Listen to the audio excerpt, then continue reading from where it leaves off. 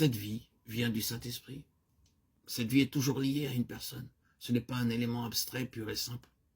Elle est inséparable de la personne, et cette personne est le Saint-Esprit. Et le Saint-Esprit est l'Esprit de Jésus. Quand vous venez au livre des Actes, vous avez une grande part qui est révélée au sujet du don du Saint-Esprit. Si vous regardez cela attentivement, vous verrez que la venue du Saint-Esprit a été invariablement liée à l'union spirituelle avec Christ. La Pentecôte a marqué la fin d'un lien physique avec le Seigneur Jésus dans la chair, la fin de cette période extraordinaire de ces apparitions qui sont produites après sa résurrection. C'est le commencement d'une relation intérieure et spirituelle avec Christ. Nous pouvons remarquer le même trait caractéristique à Césarée. Ils ont cru et l'Esprit Saint a été donné. À Samarie, il en est de même, l'imposition des mains a été pratiquée sur ceux qui avaient cru et l'Esprit Saint a été donné. Et l'une des choses les plus intéressantes dans le livre des Actes est cet incident à Éphèse. Quand Paul est venu à Éphèse, il a trouvé certains disciples et a discerné quelque chose d'inhabituel dans leurs conditions. Où était-ce que quelque chose qui manquait? Il leur dit, avez-vous reçu le Saint-Esprit quand vous avez cru? Acte 19, 2.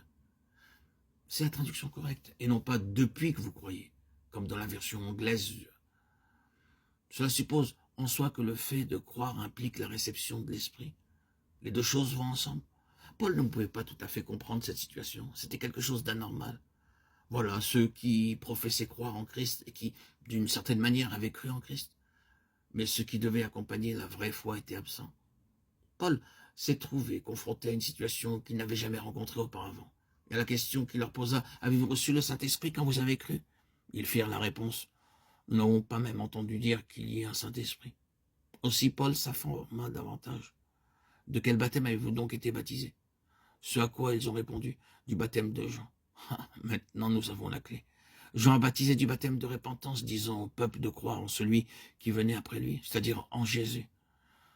Ainsi, ils avaient été baptisés du baptême de Jean en vue d'un Christ objectif et futur. Ils n'étaient pas baptisés en Christ, mais baptisés en vue du Christ. Ce sont deux baptêmes entièrement différents. Paul leur a commandé d'être baptisés au nom du Seigneur Jésus, leur a imposé les mains et le Saint-Esprit a été donné. Ces deux choses vont ensemble. L'union avec Christ est montrée comme impliquant la réception de l'Esprit. Il n'est pas dans l'intention du Seigneur que ce soit quelque chose pour plus tard, dans la vie spirituelle. Elle doit marquer le commencement. Si dans le livre des Actes, il y a des éléments particuliers qui mettent en relief toute la question avec une telle clarté, tels que des signes accompagnateurs, ces signes n'étaient que la manière du Seigneur de souligner pour toute la dispensation ce que cette question signifie, à savoir que l'union avec Christ implique la réception du Saint-Esprit. Comment le savez-vous? Eh bien, il l'a montré à cette dispensation en mettant la question clairement en relief de cette façon. Il l'a établi de sorte que personne ne puisse manquer de la voir. Si vous occupez des signes, tels que parler en langue, mais si vous ne trouvez pas leur signification, vous ne verrez pas que ces marques extérieures, ces démonstrations étaient seulement accordées comme accompagnement, afin de souligner la vérité de base, à savoir que l'union avec Christ était maintenant établie.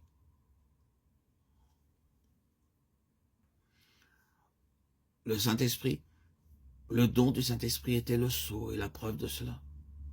Sur quelle base? Par la foi en Christ. En étant baptisé en Christ, la vie éternelle est reçue dans le Saint-Esprit.